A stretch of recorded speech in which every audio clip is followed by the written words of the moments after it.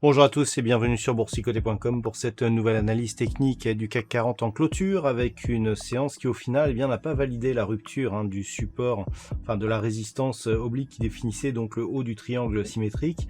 Alors on est ici en vue 4 heures. Ce matin je vous signalais ici une ouverture sur un gap haussier. On est venu au contact de la bande de Bollinger supérieure, au-dessus donc de la résistance, et je vous disais que ce qu'il fallait surveiller, c'était tout simplement l'ancienne zone de résistance pour voir si elle allait s'imposer en tant que support. Alors ça n'a pas du tout été le cas.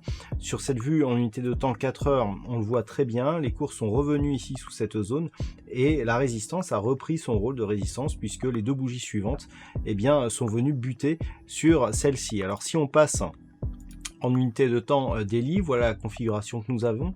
Donc une tentative de sortie, gap de rupture invalidé puisque comblement direct et donc des cours qui reviennent ici. Alors malgré tout, le CAC 40 s'inscrit en hausse pour ce soir puisque en clôturant à 5051,88, il gagne 0,35% par rapport à la clôture de la séance précédente.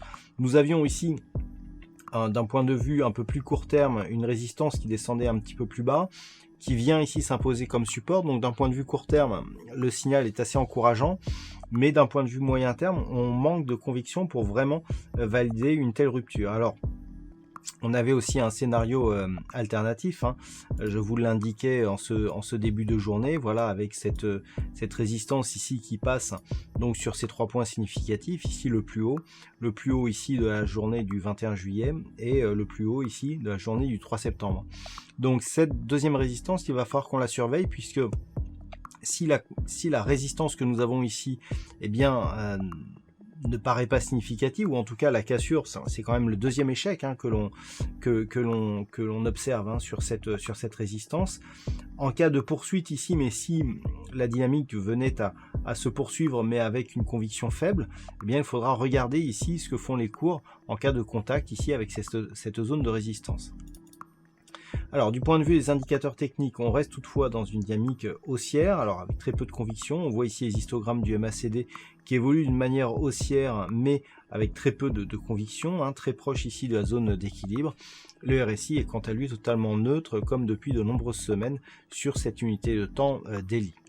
Donc sur cette configuration, ce que l'on retiendra c'est ce gap de rupture qui n'est pas validé, donc on n'a pas un fort signal ici de reprise du mouvement haussier, mais la conviction en tout cas reste haussière puisque d'un point de vue très court terme, on a toujours cette dynamique. D'un point de vue très court terme, ça fait très longtemps ici qu'on n'était pas venu dépasser ici ces bougies, on avait de nombreuses résistances ici, de nombreuses réactions sur cette zone. Le fait ici de l'avoir dépassé, on peut voir que quelque part la zone ici horizontale des 5050-60 en un intraday, elle est dépassée. Cette zone, elle n'est pas anodine, si on accepte ici la bougie que nous avions eu, ce premier test ici, on a un deuxième test et on voit que on n'avait pas clôturé à proximité de ce niveau, sauf sur cette bougie ici, mais quelque part, le fait ici d'avoir cette hausse et des cours qui reviennent ici sur la zone des 5050 points, c'est plutôt encourageant d'un point de vue très court terme, même si d'un point de vue moyen terme, le signal paraît un peu faible. Là, d'un point de vue très court terme, on a des espoirs quand même de revoir une dynamique haussière assez prochainement. Alors, tout ceci est dû aux espoirs continus d'obtenir un vaccin assez rapidement, mais on voit qu'il y a encore beaucoup d'hésitation. C'est pour cela que pour demain, il faudra observer ici les cours au voisinage de la zone 5050-60 points. On a ici une impulsion, on a ici un retour qui semble toutefois contenu. Si les cours demain reviennent ici sur cette zone et repartent ici à la hausse, autant je vous disais la semaine dernière qu'on était vraiment dans l'épaisseur du trait, autant ici on peut considérer que si les cours ouvrent par exemple demain aux alentours des 5050 points et repartent à la hausse et cassent par exemple cette zone de point haut que l'on avait aujourd'hui à 5087 points, là on pourra ici valider une poursuite du mouvement haussier et techniquement même si ce n'est pas aussi puissant ici qu'un gap de rupture avec un départ direct, on aura tout de même une configuration technique qui pourrait nous donner des bases d'une impulsion solide.